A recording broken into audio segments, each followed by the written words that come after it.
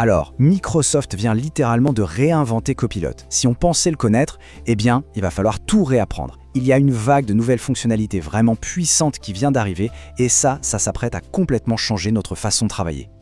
Imaginez un instant que nos outils de tous les jours ne soient plus juste des outils, mais de vrais partenaires de réflexion. C'est exactement la promesse de cette nouvelle génération de fonctionnalités.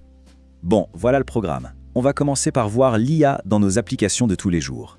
Ensuite, on le plongera dans l'analyse de données, puis dans la création de contenu personnalisé, et pour finir en beauté, on verra comment construire nos propres assistants IA.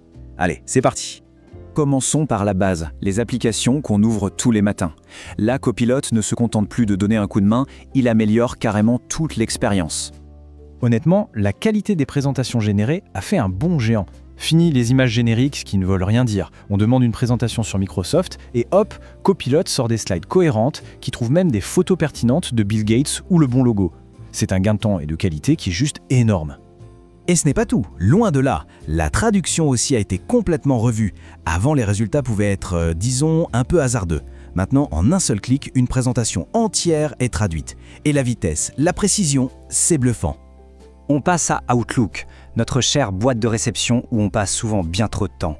Copilot y débarque avec une panoplie d'outils redoutables. D'un clic, il peut résumer un fil d'emails interminable. Il pige le contexte et suggère des réponses qui tiennent la route. Mais la vraie révolution, c'est ça, les instructions personnalisées. Et c'est là que ça devient super personnel. On peut maintenant en fait apprendre à Copilot à parler comme nous. Par exemple, on peut lui dire « Pour tes réponses, utilise toujours un ton informel et structure l'info avec des listes à puces ». Une toute petite phrase qui change absolument tout. Et voilà ce que ça donne. Pour répondre à une invitation, Copilot génère un message qui suit les instructions à la lettre. Le ton est détendu et les questions sont bien organisées en liste. C'est notre propre style, mais en mode automatique. Ok, maintenant on passe à la vitesse supérieure, on a vu les tâches du quotidien, voyant comment Copilot se transforme en un véritable analyste de données de poche. Pour tous ceux qui jonglent avec les chiffres, c'est une réinvention pure et simple d'Excel.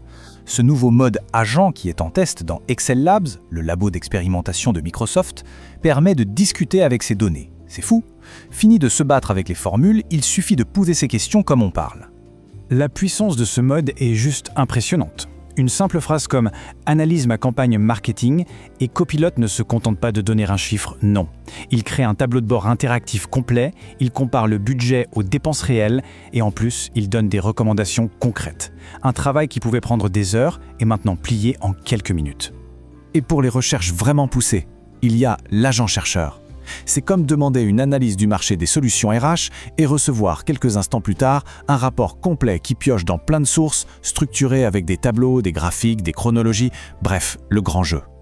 Bon, après l'analyse, place à la création.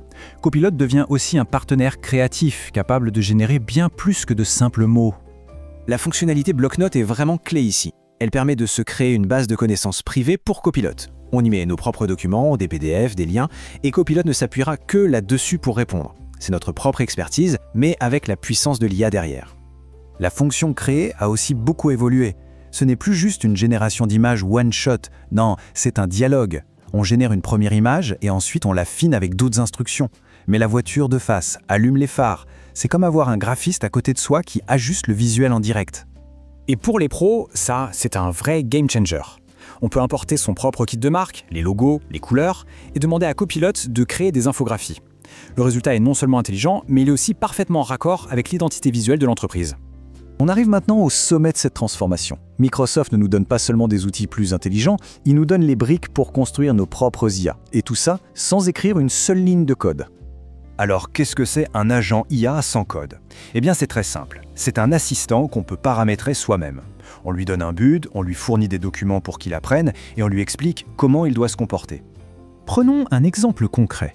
On peut créer un agent de vente. Son objectif, aider à suivre les revenus.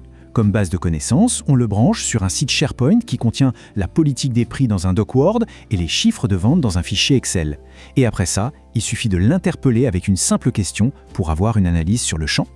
Et pour aller encore plus loin, il y a deux autres outils. D'un côté, la Builder, pour créer des petites applis sur mesure, comme un minuteur de réunion intelligent, et de l'autre, le Flow Builder, pour créer des chaînes d'automatisation complexes, du genre « résume les points importants de mes emails du jour et poste-les automatiquement dans Teams ». Au bout du compte, ce n'est pas juste une ou deux petites améliorations, on parle de plus d'une dizaine de nouvelles fonctionnalités majeures qui redéfinissent de A à Z ce que Copilot peut faire. Finalement, la question n'est plus de savoir comment on va utiliser ces outils. La vraie question, c'est plutôt de se demander, avec autant de puissance à portée de main, qu'est-ce qu'on va bien pouvoir inventer maintenant ? Quelle sera la prochaine grande